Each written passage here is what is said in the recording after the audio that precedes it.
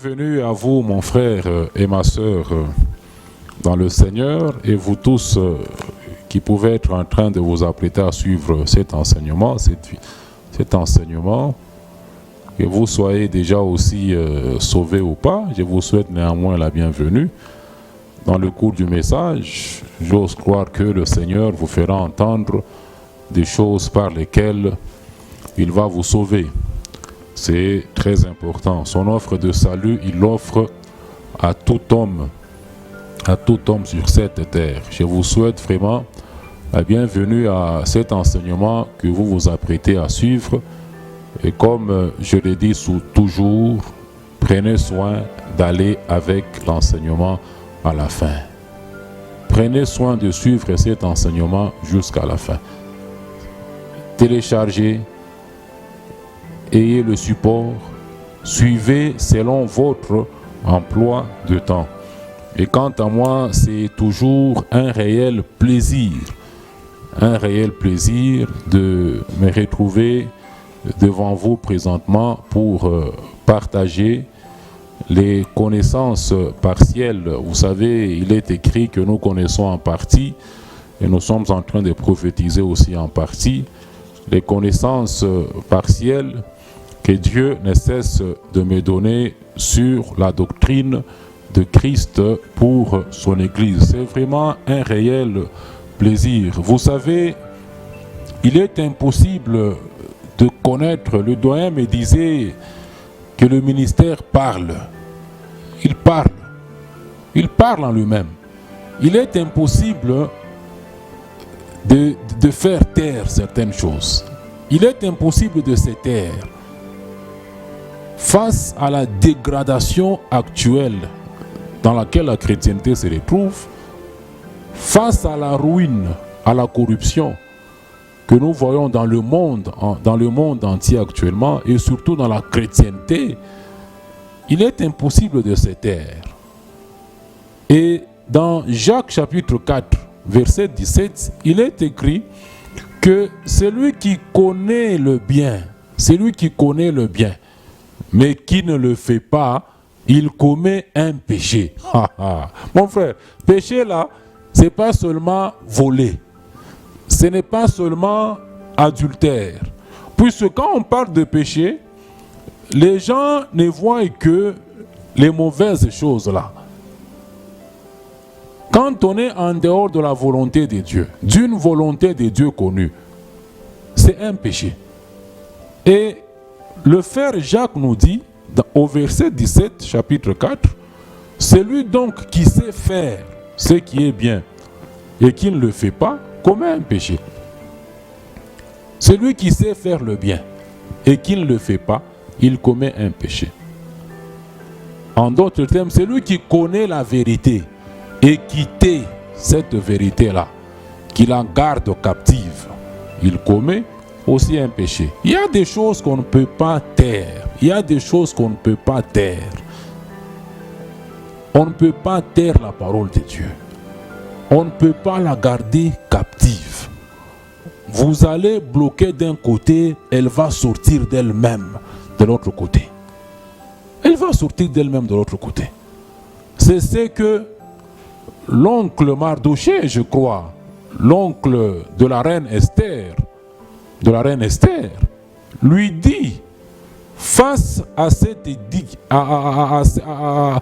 ordonnance qui condamnait les Juifs, Esther qui avait peur, qui ne voulait prendre aucune initiative, Mardoché lui dit, tu veux faire des fiers là-bas, tu veux faire semblant. Mais tu dois savoir que c'est peut-être pour des moments comme celui-ci que Dieu a permis que tu sois reine. Et il dit, si tu ne veux pas faire là, Dieu interviendra par quelqu'un d'autre. Vous taisez la parole de Dieu d'un côté, elle va ressortir d'elle-même de l'autre côté. Il y a des choses qu'on ne peut pas taire. C'est toujours un plaisir de partager ces choses-là avec vous. C'est comme mon frère Jérémie, dans en Israël, le prophète Jérémie. Qu'est-ce qu'il dit dans Jérémie chapitre 20, à partir du verset 7 là-bas, mais c'est surtout au verset 9 là-bas. Il a eu un ministère impopulaire, comme le mien aujourd'hui, un ministère impopulaire. À chaque fois que Jérémie pouvait ouvrir sa bouche, ce n'était que pour prophétiser sur la désolation de Juda, sur la destruction de Juda, sur l'exil de Juda vers Babylone, sur la fin du royaume de Juda. C'était comme un prophète de malheur. Et il était impopulaire. Des gens complotaient contre lui pour le tuer, pour qu'il disparaisse.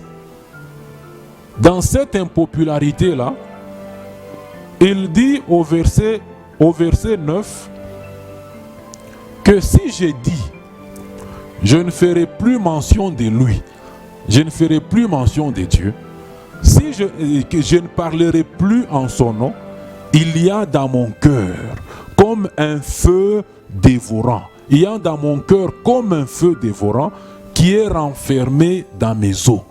Je m'efforce de le contenir, mais je ne le puis. Si je disais que je ne veux... Donc c'est impossible que je ne parle pas. C'est impossible que je ne parle pas de la doctrine de Christ, que je ne décris pas dans ce combat de la foi auquel je ne cesse d'inviter les enfants de Dieu, ceux qui sont les vrais enfants de Dieu. Pas tous les chrétiens. Tous les chrétiens ne sont pas forcément enfants de Dieu. Il faut que vous commenciez à le comprendre. Tout chrétien aujourd'hui n'est pas forcément un enfant de Dieu. Et l'Église de Jésus-Christ encore sur terre n'est pas l'ensemble de tous les chrétiens. C'est l'ensemble des vrais enfants de Dieu. Nous sommes dans ce que la Bible appelle la grande maison. 2 Timothée chapitre 2, 20. La grande maison. Un mélange des faux enfants de Dieu et des vrais enfants de Dieu. Dans ce combat de la foi que j'invite, c'est que nous devons confesser ces vérités de la doctrine de Christ. Et je vais continuer aujourd'hui sous un autre thème, mais qui est toujours une suite logique de ce que nous sommes en train de voir depuis un certain temps dans cette grande série intitulée « Le retour de tout enfant de Dieu », de tout vrai enfant de Dieu, de tout vrai enfant de Dieu à la bergerie du Seigneur Jésus-Christ, l'un des préalables pour son édification. Nous allons continuer sous un autre thème que je vais bientôt donner. Il est très important. Le retour d'abord, je ne le dirai jamais assez. Nous sommes dans un temps de pleine confusion, dans un temps chaotique. Ce que les chrétiens du monde entier sont aujourd'hui est de loin différent de ce que même Israël était dans le passé, sous l'ancienne alliance. Puisque Dieu avait fait de tout Israël, d'Israël son peuple, sous la loi là-bas, dans le passé. Tout Israël était le peuple de Dieu.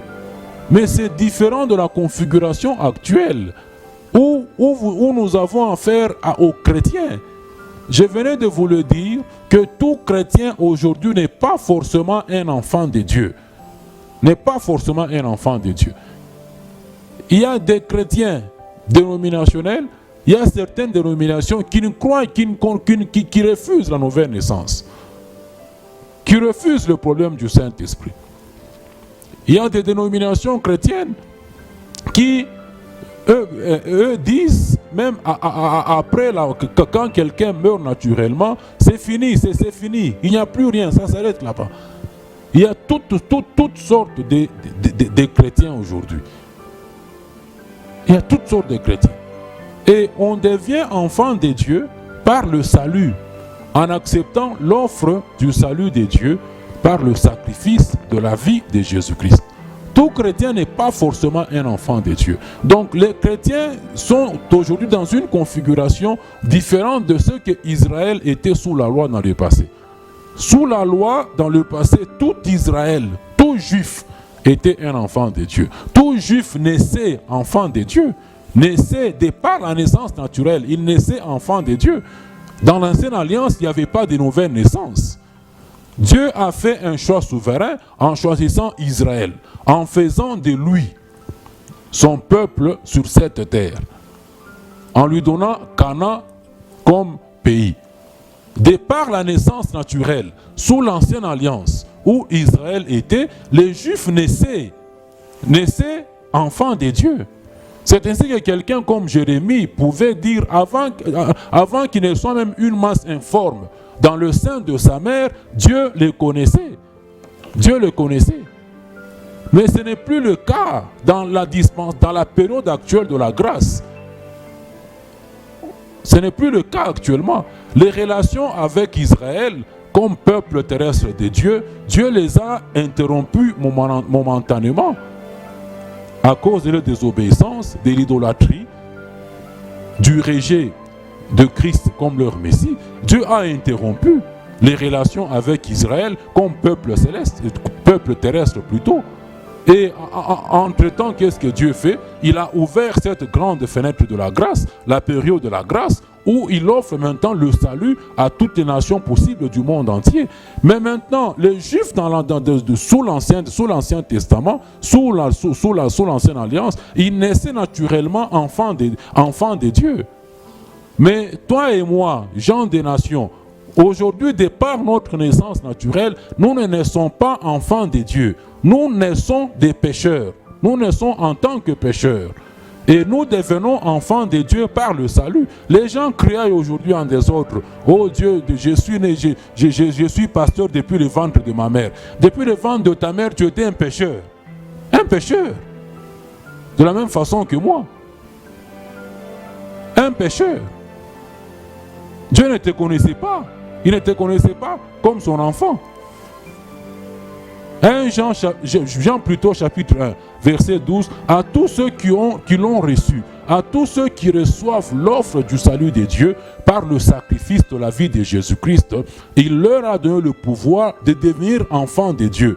On devient enfant de Dieu quand on accepte dans cette période de la grâce. Dans cette période de la grâce, quand on accepte l'offre du salut de Dieu par le sacrifice de la vie de Jésus-Christ. Et maintenant, on a toute tendance des chrétiens aujourd'hui. Chrétiens sauvés, chrétiens non sauvés. Chrétiens dénominationnels, chrétiens non dénominationnels. Et tous ces chrétiens-là, dans leur ensemble, ne forment pas le peuple de Dieu. Le peuple de Dieu n'est constitué que de ceux-là qui sont véritablement sauvés.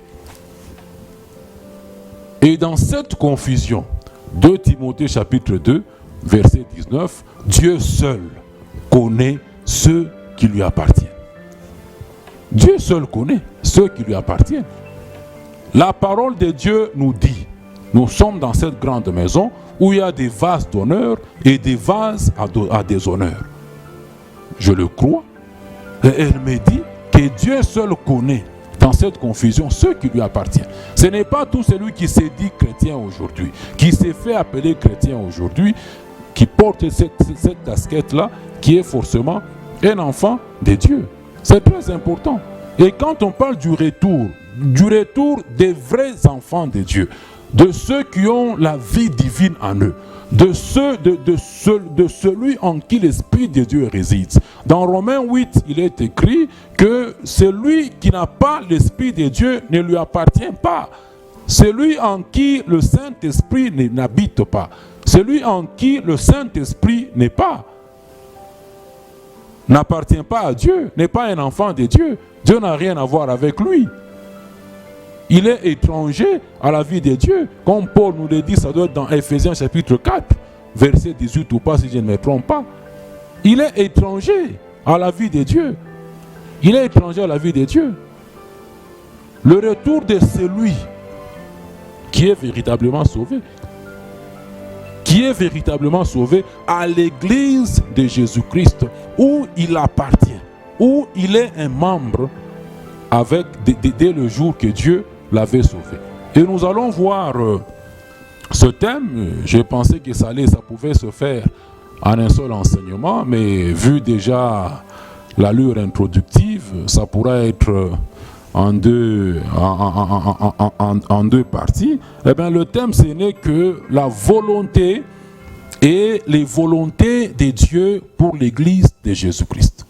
La volonté et les volontés de Dieu pour l'Église de Jésus-Christ. Nous ne cessons de parler, nous ne faisons que parler, nous ne sommes que dans ce qui a trait à la volonté de Dieu. Dernièrement, nous sommes toujours en train de balancer, comme je l'ai dit dans les messages passés, et on va revenir après ce thème à notre série, à notre thème, en quoi est-ce que les chrétiens sont en dehors de la volonté de Dieu. Eh bien, on ne parle que de la volonté de Dieu. Si je vous pose la question pour savoir, c'est quoi la volonté de Dieu? Qu'est-ce que vous entendez par la volonté de Dieu? Qu'est-ce qu'on entend par la volonté de Dieu? Eh bien, dans ce message, c'est là qu'on va découvrir en quoi consiste vraiment donc cette volonté de Dieu-là, comment la comprendre? Comment la comprendre? Puisque si je vous dis la volonté de Dieu, les chrétiens, en quoi est-ce que les chrétiens sont en dehors de la volonté de Dieu? Ça signifie quoi? Ça signifie quoi concrètement? Ça signifie quoi concrètement? C'est tout ça qu'on va découvrir dans la suite de cet enseignement. Puisque, pour votre information, mon frère et ma soeur, Dieu n'a pas qu'une seule volonté. Dieu n'a pas qu'une seule volonté. Dieu n'a pas qu'une seule volonté. Il en a plusieurs. Il a plusieurs volontés. Et quand nous disons la volonté de Dieu, et sa volonté là n'est que l'ensemble de toutes ses volontés.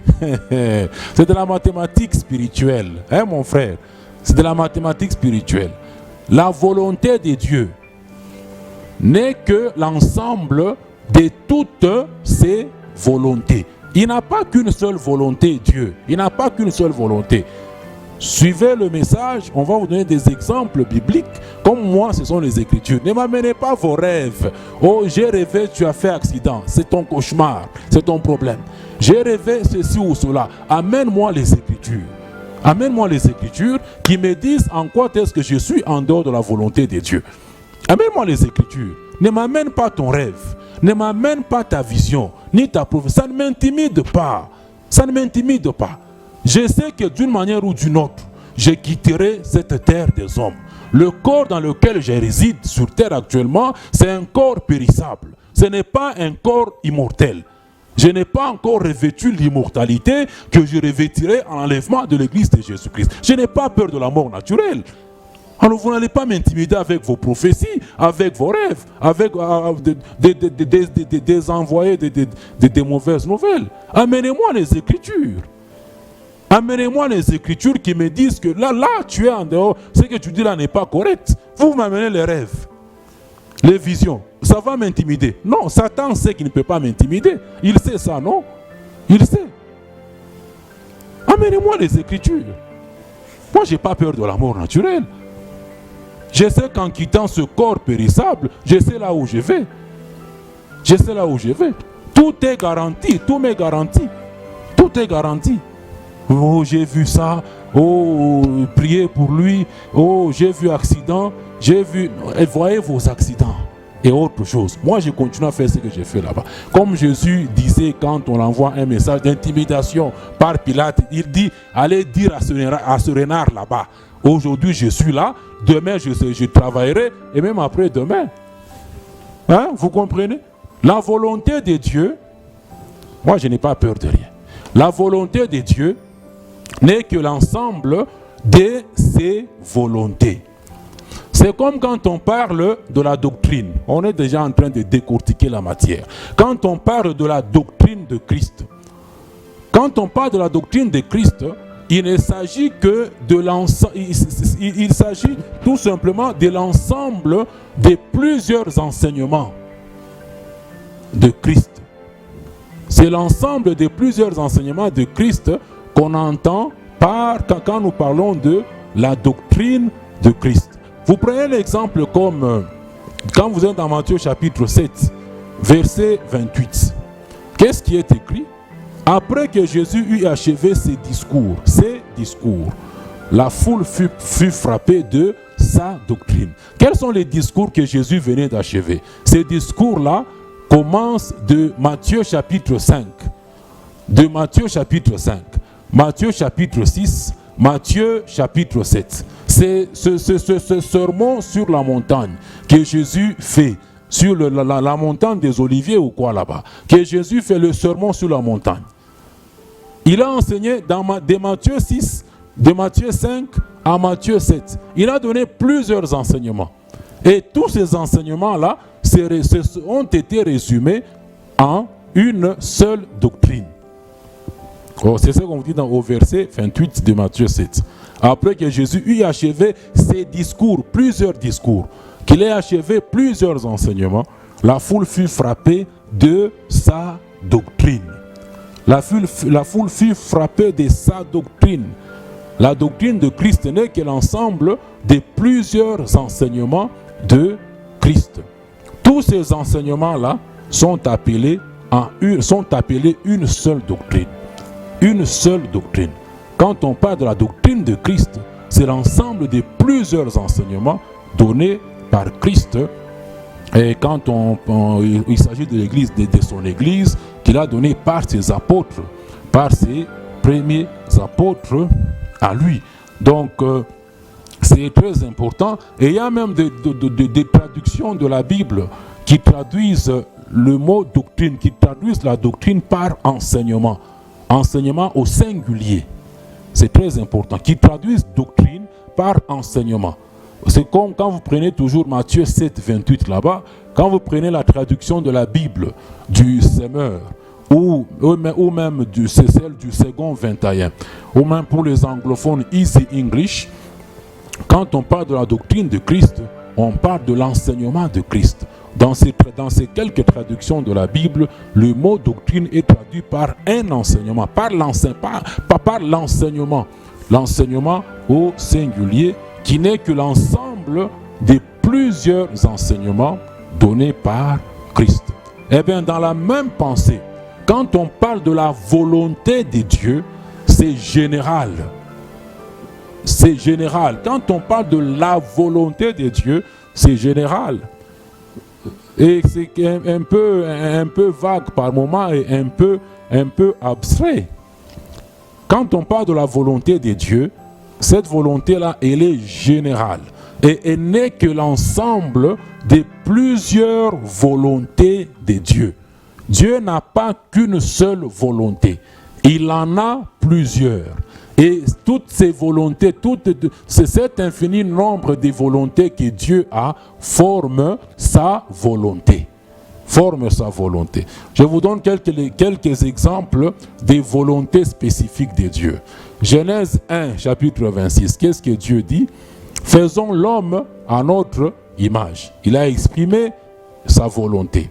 Genèse 2, 18. Dieu dit, il n'est pas bon que l'homme soit seul. C'est une volonté de Dieu. C'est un exemple d'une volonté de Dieu. 1 Thessaloniciens chapitre 4, verset 3, ce que Dieu veut, c'est votre sanctification. Dieu veut que ses enfants marchent dans la sanctification. C'est une autre volonté de Dieu. 1 Timothée chapitre 2, verset 4, il y a un seul Dieu. Le Dieu là, qu'est-ce qu'il veut? Il veut que tous les hommes soient sauvés. Qui veut que tous les hommes soient sauvés et parviennent à la connaissance de la vérité. C'est une autre volonté de Dieu. 1 Pierre chapitre 3, verset 17, car il vaut mieux souffrir en faisant du bien. Il vaut mieux souffrir si telle est la volonté de Dieu. Donc Dieu peut vouloir que son enfant souffre par moment, mais en faisant du bien, pas en faisant le mal. Puisque si tu fais le mal et que tu souffres, cette souffrance-là n'est que juste rétribution. Une autre volonté de Dieu. Hébreux chapitre 10, verset 7. Jésus qui pouvait dire, il était descendu pour faire la volonté de Dieu. Quelle était cette volonté-là de Dieu? Mourir pour les hommes. Vous voyez les exemples vous voyez un peu les exemples de quelques volontés de Dieu. Hein? Et comme vous pouvez bien le voir, il y a des volontés de Dieu qui sont clairement définies dans la Bible. Qui sont clairement définies. On vous dit ce que Dieu veut. ce que Dieu veut. Quand on l'exprime clairement, il y a des volontés de Dieu qui sont clairement définies dans la Bible. Mais il y en a aussi beaucoup que nous parvenons à comprendre au moyen des Écritures. 2 Timothée chapitre 3 verset 16. Au moyen des Écritures, nous parvenons à comprendre, à discerner ce que la volonté, ce que peut être la volonté de Dieu dans un cas tout comme dans un autre. 2 Timothée 3 verset 16. Toute écriture est inspirée de Dieu, utile pour nous enseigner sur les volontés de Dieu. Utile pour nous enseigner ce que Dieu veut dans un cas tout comme dans un autre. Donc la volonté, quand on parle de la volonté de Dieu, ce n'est que l'ensemble de plusieurs volontés de Dieu. La volonté de Dieu, elle est générale. Elle englobe plusieurs de ses volontés. Par exemple, dans Matthieu 6 encore, verset 10, quand Jésus a enseigné la prière de notre Père, dit que ta volonté soit faite sur la terre comme au ciel. Quelle volonté de Dieu? Quelle volonté? Générale. Donc que toutes les volontés de Dieu, que toutes ces volontés soient faites sur la terre comme au ciel. La volonté dans ce verset 10 de Matthieu 6, c'est la volonté générale de Dieu qui englobe toutes ces volontés. C'est général. Éphésiens 1, verset 11, ça partit vers la fin là quand on dit c'est lui qui opère toutes choses selon le conseil de sa volonté. Quelle volonté? C'est général, qui englobe toutes ces volontés. Donc très très important. Même dans 1 Jean chapitre 5, verset 14 jusqu'à 15. Si nous demandons quelque chose, si nous prions selon sa volonté, si nous prions selon sa volonté, ça signifie quoi? Prier selon la volonté de Dieu. C'est-à-dire le besoin que tu veux demander à Dieu, pour lequel tu veux prier, doit se retrouver dans les volontés de Dieu. Doit être dans les conformes à l'une des volontés de Dieu. Si nous prions selon sa volonté générale, nous n'avons pas tous les mêmes besoins. Nous n'avons pas tous les mêmes besoins. Quand quelqu'un doit aller évangéliser, c'est la volonté de Dieu. La volonté de Dieu, nous l'avons même vu dans un verset cité précédemment, 1 Timothée 2,4. Dieu veut que tous les hommes soient sauvés. Dieu veut que tous les hommes soient sauvés. Eh bien, quand je prie en ce qui concerne le salut des hommes, je demande à Dieu de sauver tous les hommes. De sauver tous les hommes. De faire entendre aux hommes aujourd'hui des choses par lesquelles il va les sauver ou par lesquelles il les sauvera. C'est très important. J'ai pris conformément pendant cet instant-là à une volonté de Dieu qui concerne le salut. Maintenant, toi, tu te lèves, mon frère, dans votre dénomination chrétienne, qui n'est pas biblique, que Dieu ne connaît pas, tu dis faire prière pour mission, pour évangélisation, pour que les gens viennent dans ta communauté. Dieu n'exauce pas. Dieu n'exauce pas, puisqu'une dénomination chrétienne n'est pas dans sa volonté. N'est aucune de ses volontés. N'est pas parmi toutes les volontés de Dieu que nous connaissons. N'est pas parmi ça. C'est battre, comme on l'a dit dernièrement, battre. Vous êtes en train de battre l'air. C'est ainsi que je me pose la question pour savoir, est-ce que les gens sont réellement sauvés? Est-ce que les gens sont sauvés? Est-ce que les gens sont vraiment sauvés? Puisque Jésus, il bâtit son église. Il n'est pas en train de bâtir une dénomination chrétienne. Fâchez-vous, énervez-vous, c'est votre problème. Paul pouvait dire, celui qui rejetait la parole, ne rejetez pas les apôtres, il rejetait Dieu. C'est de la même façon, quand vous rejetez la vérité, vous rejetez Dieu. Vous ne me rejetez pas moi. Dans 2 Timothée 4 là-bas, il est écrit, dans les derniers temps que nous traversons, les hommes haïront la saine doctrine. On ne dit pas que les enfants de Dieu vont haïr la saine doctrine. On dit les hommes. Les hommes vont haïr la saine doctrine.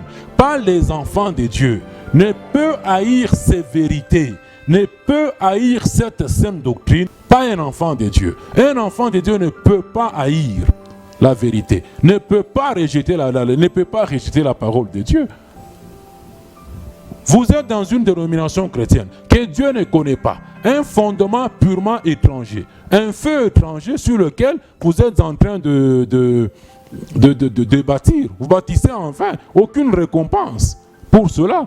Vous vous agenouillez là-bas au salut. Nous allons en mission. Vous allez là en mission pour former votre église, pour former une branche de votre église chrétienne. Là où vous allez et vous dites prier. Dieu n'écoute pas. Si vous priez selon sa volonté uniquement, il fait quoi? Il vous écoute. Il vous donne même, il vous prête même son oreille pour écouter. Uniquement à cette condition-là.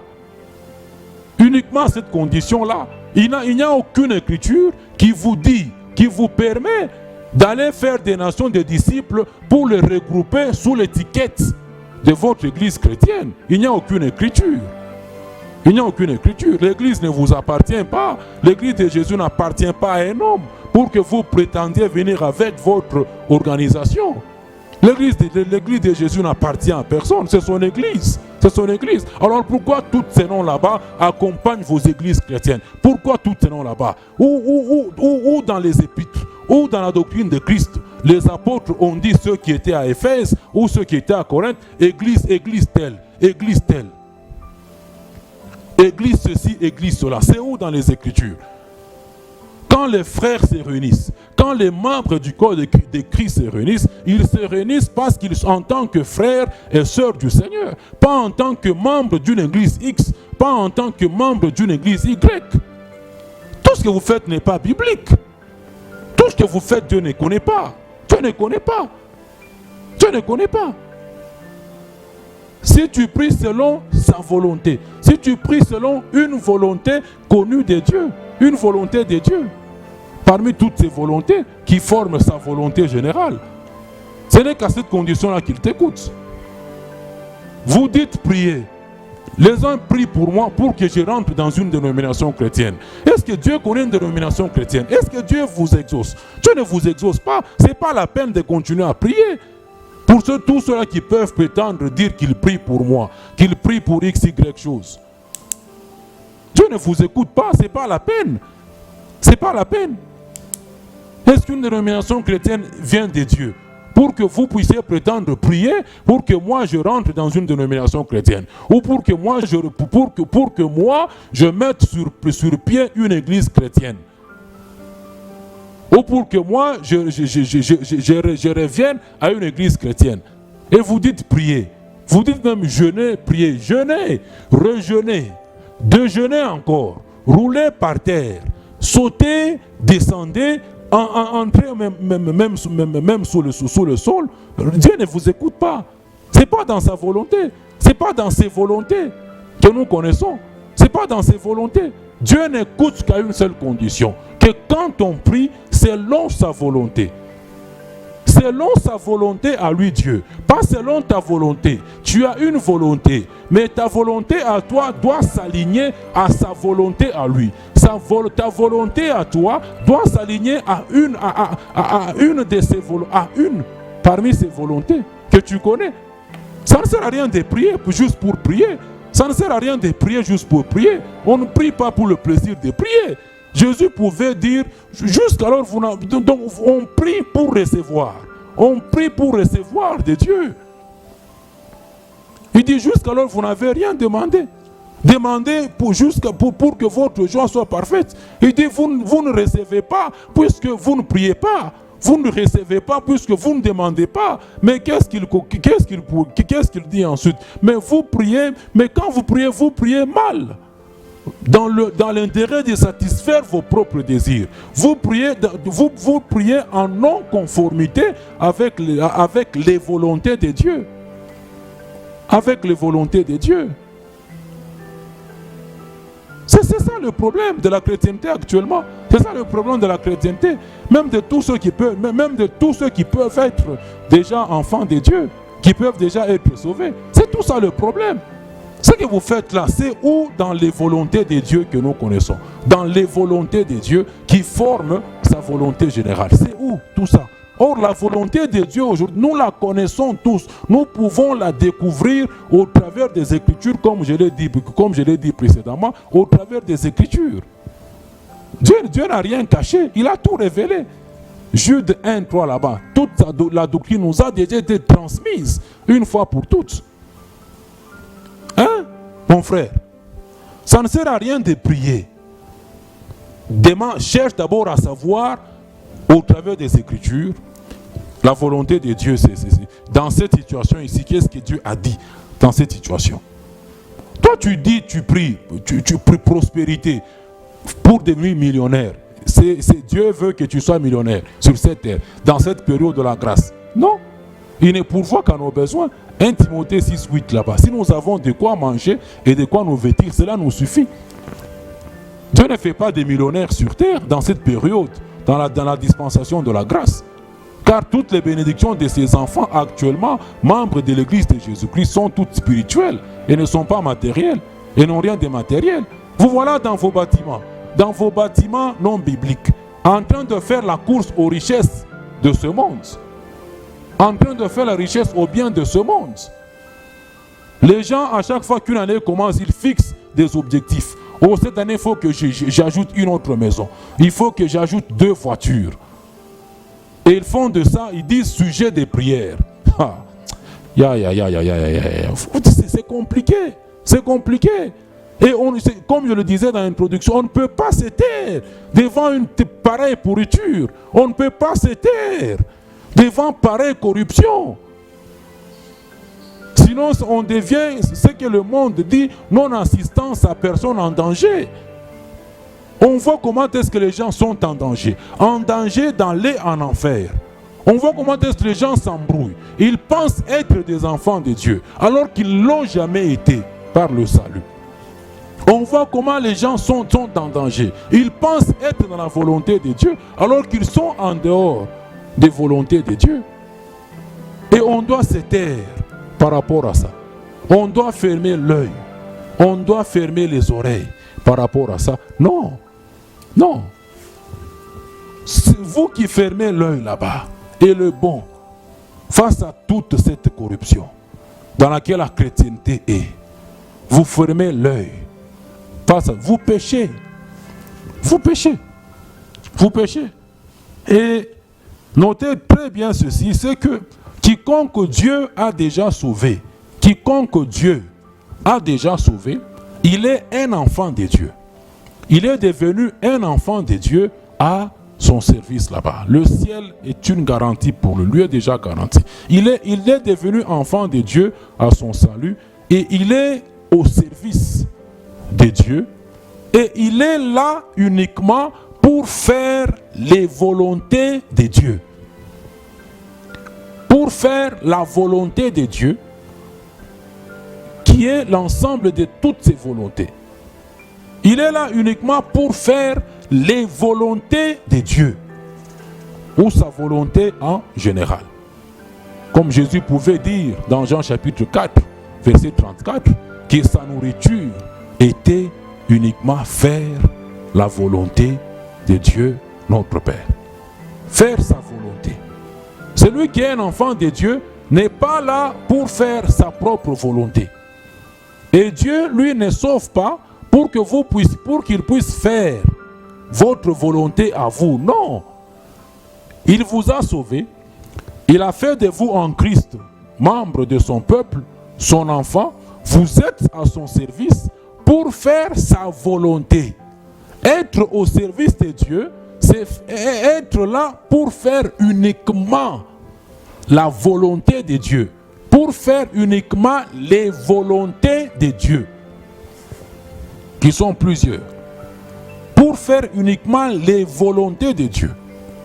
Ainsi, tout enfant de Dieu, tout vrai enfant de Dieu, doit s'aligner. Si tu n'es pas, mon frère, ces choses ici, pour les mettre en pratique, il faut juste être un vrai enfant de Dieu. C'est lui en qui le Saint-Esprit habite. C'est lui qui nous aide c'est lui qui nous fait participer à la vie de Dieu. C'est la vie de Dieu, ce n'est pas notre vie. C'est par le Saint-Esprit qu'on participe à la vie de Dieu. C'est par l'aide du Saint-Esprit qu'on parvient à obéir à Dieu, qu'on parvient à mettre la parole de Dieu en pratique.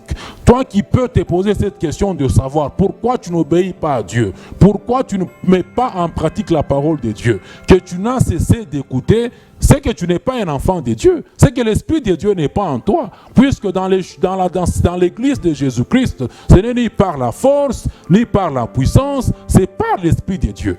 C'est par l'Esprit de Dieu, c'est par le Saint-Esprit. C'est par le Saint-Esprit. C'est par le Saint-Esprit que l'on rend culte à Dieu, c'est par le Saint-Esprit qu'on le loue, c'est par le Saint-Esprit qu'on l'adore, c'est par le Saint-Esprit qu'on le sert. Il n'y a pas d'œuvre de Dieu sans le Saint-Esprit. Il n'y a pas d'œuvre de Dieu sans le Saint-Esprit. Dieu te sauve, il fait de toi son enfant, tu es à son service. Et uniquement pour faire ses volontés à lui, Dieu. Pour faire les volontés de Dieu, pas pour faire ta volonté. Ainsi, la volonté d'un enfant de Dieu doit s'aligner sur les volontés de Dieu. Doit s'aligner sur les volontés de Dieu. C'est très important. Les enfants de Dieu doivent aligner leur volonté en tout et pour tout. En tout et pour tout, doivent aligner leur volonté sur les volontés de Dieu. Que les volontés de Dieu vous plaisent ou pas, vous devez vous aligner. Si vous êtes un vrai enfant de Dieu, si vous êtes un vrai enfant de Dieu, si l'Esprit de Dieu habite en vous, vous devez aligner votre volonté sur la volonté de Dieu. Qu'elle vous plaise ou pas. Il vous dit qu'une dénomination chrétienne n'est pas dans sa parole, ne vient pas de lui, alignez-vous à sa volonté. Vous vous alignez comment? En quittant ces dénominations chrétiennes là-bas, en quittant les églises communautés, les églises bâtiments, les églises des hommes, comme moi, votre frère, j'ai eu à les quitter. Et qu'elle vous plaise ou pas, vous devez aligner votre volonté à sa volonté. Et je ne sais de le dire, ils n'ont aucun choix. L'enfant de Dieu n'a aucun choix. Il n'a aucun libre arbitre pour ça. Pour obéir aux volontés de Dieu. Il n'a aucun libre arbitre. Le Saint-Esprit est en train de l'aider dans cette démarche-là. Et Dieu aussi, en tant que son Père, il exerce la discipline. Il discipline ses enfants à chaque fois qu'ils s'écartent de ses volontés. Il discipline ses enfants. Le Dieu, il est le Père. Et il ne discipline que ceux qui l'aiment. Il ne discipline que celui qui est son enfant. N'a droit à la discipline du Père que celui qui est un vrai enfant de Dieu. Que celui qui est un vrai enfant de Dieu. Et il discipline pourquoi? Pour que cet enfant-là puisse participer à sa sainteté. Si Dieu ne fait rien dans les vies des gens qui se disent enfants de Dieu, dans tout ce qu'ils sont en train de dire, faire, dans tout ce que vous êtes en train d'entendre, Dieu ne fait rien. Il n'a rien fait jusque-là pour vous ramener sur le droit chemin. C'est que vous n'êtes pas son enfant. Hébreux chapitre 12, verset 8 là-bas. Mais si vous êtes exempt du châtiment, si vous êtes exonéré du châtiment auquel tous ont part, vous êtes donc des enfants illégitimes et non des fils. Si Dieu ne fait rien, vous êtes en dehors de ses volontés. Il ne fait rien. Vous connaissez les volontés de Dieu. Vous connaissez que ça, ce n'est pas dans la volonté de Dieu. Et Dieu ne fait rien pour que vous puissiez participer à sa sainteté. C'est que vous êtes des enfants illégitimes. Et non des fils. Et non des fils. Au verset 10 là-bas, il dit, nos pères nous châtiaient pour peu de jours, comme il les trouvait bon. Mais Dieu nous châtie pour notre bien, afin que nous participions à quoi? À sa sainteté. Afin que nous participions à sa sainteté. Et il nous sanctifie comment? Par l'eau de sa parole. En nous punissant, en nous disciplinant, à chaque fois que nous quittons, nous écartons de ses volontés. S'il ne fait rien, mon frère, pour vous là-bas, non, vous êtes des enfants illégitimes. C'est ce que je ne cesse de le dire. Tout chrétien aujourd'hui n'est pas forcément un enfant de Dieu. N'est pas forcément un enfant de Dieu. Et Dieu ne laissera jamais ses enfants, ceux qu'il a déjà sauvés, s'égarer. Non, non, non, non, non, non. Il ne les laissera jamais. Il est le bon berger. Lui, le bon berger, il cherche les brebis égarées. Il cherche les brebis égarées. Dieu cherche ses brebis égarées. Quiconque est déjà enfant de Dieu, Dieu va le chercher. Même s'il est dans un trou le plus profond, le plus profond, on ne sait pas, Dieu ira le chercher. Et j'aime trouver la réponse à cette question que je me suis posée dernièrement. Est-ce que tout vrai enfant de Dieu entendra ces messages? Dieu m'a dit oui, il l'entendra, car lui, en tant que bon berger, lui, le Seigneur Jésus, en tant que bon berger, il est celui qui sanctifie son église. Il est celui qui sort son église, qui sort les membres de son église de toute souillure. Dieu cherche ses brebis. Dieu, la description de ce que le berger fait, vous trouvez ça dans Ézéchiel, chapitre 34. Ce que le berger fait. Ce que le berger fait. Au-delà là-bas malheur aux pasteurs d'Israël qui s'épaisaient eux-mêmes. Les pasteurs ne devaient-ils pas perdre le troupeau? Vous avez mangé, donc tout. Il parle beaucoup de choses, beaucoup de descriptions sur le travail qu'un berger est appelé à faire. Au verset 4 là-bas, il dit, vous n'avez pas ramené celle qui s'égarait. Dieu ramène à la bergerie toute brebis égarée. Dieu ramène. Et si Dieu ne fait rien, aucun travail pour vous ramener sur le droit chemin que vous avez quitté, c'est que vous êtes un enfant illégitime. Vous n'êtes pas un fils de Dieu. Vous n'êtes pas un fils de Dieu. Les enfants de Dieu doivent aligner leur volonté sur les volontés de Dieu. Et Dieu n'a des volontés sur ce que je viens de dire là-bas. C'est comme Jésus dans le jardin de Gethsémane, devant cette souffrance atroce de la croix qui s'approchait. Il va aussi faire comme Dieu homme, il va aussi faire une prière religieuse. Dans Luc chapitre 22, là-bas 42, devant la peur et autres là-bas, le Seigneur a dit, bon Père, si tu peux éloigner vraiment de moi cette coupe, si tu peux vraiment l'éloigner. Il exprimait sa volonté, mais il terminait toujours en disant, toutefois, non pas ma volonté, mais que ta volonté à toi Dieu. Pour laquelle il a dit dans Hébreux 10, 7 là-bas, qu'il était venu sur terre, que sa volonté à lui Dieu s'efface. Vous comprenez? Si vous dites que vous êtes au service de Dieu, c'est pour faire les volontés de Dieu. Pas pour continuer à faire votre volonté. Certes, vous avez une volonté, mais qui doit s'aligner sur ce que les volontés de Dieu sont. Et Dieu n'a de volonté que pour ses enfants. Dieu n'a de volonté que pour ses enfants.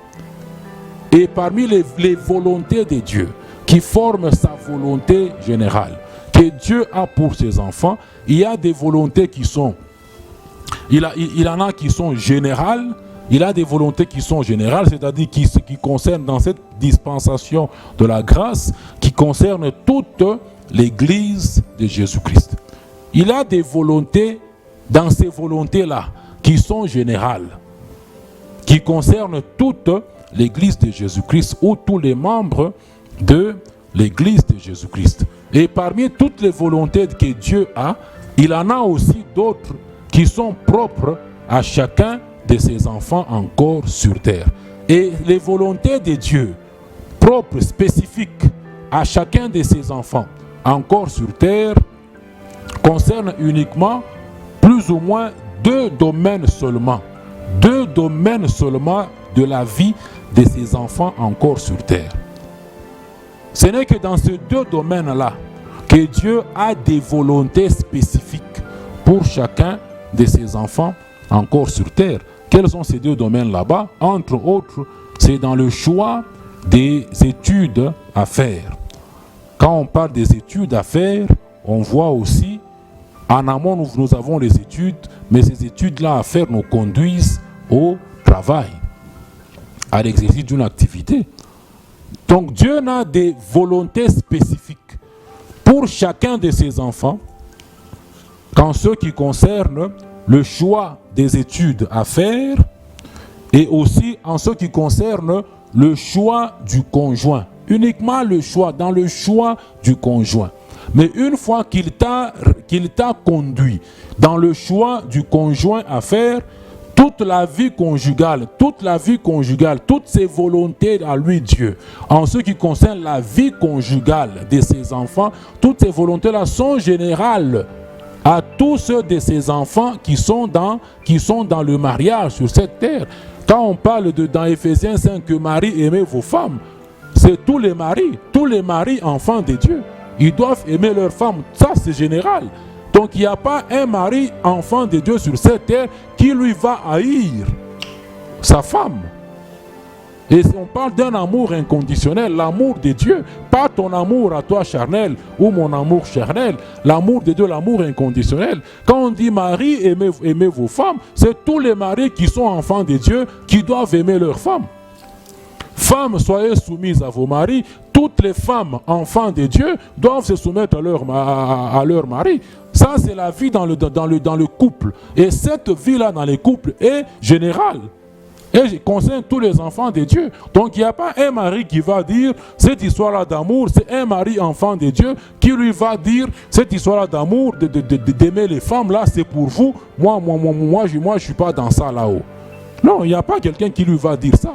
Il n'y a pas une femme, enfant de Dieu, qui va dire non, moi, cette histoire de soumission au mari là-bas, c'est pour vous, moi, je ne suis pas dans ça là-haut. Non. Dieu a des volontés spécifiques pour chacun de ses enfants encore sur terre, uniquement en ce qui concerne le choix des études à faire qui vont conduire à un travail. Puisque quand Dieu te conduit dans le choix des études à faire, surtout études universitaires, pour toi qui peux déjà être un enfant de Dieu, qui peut déjà être sauvé, au moment d'attaquer les études universitaires, dans ce choix-là, c'est vrai que quand lui te conduit sur ce choix là-bas, que même en aval, il y a un travail qu'il a déjà réservé pour toi. Maintenant, te voilà, tu as fait droit.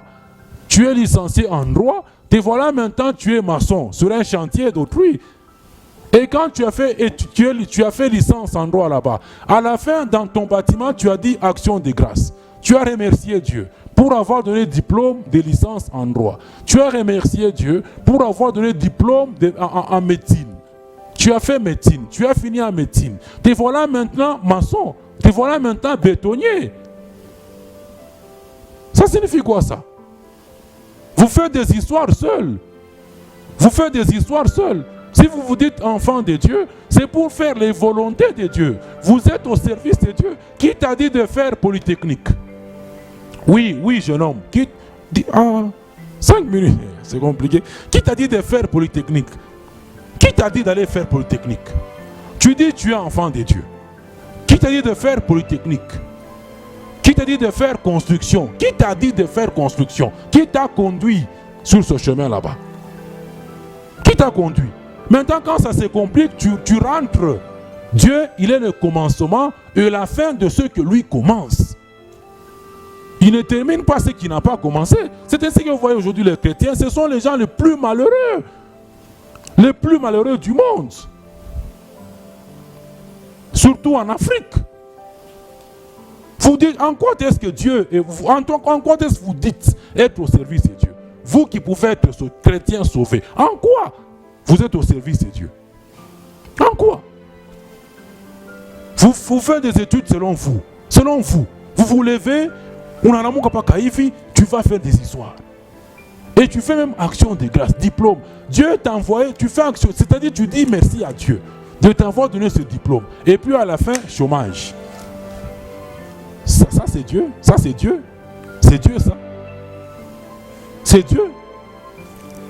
Il t'a donné diplôme et puis il te donne chômage comme bonus. C'est Dieu ça.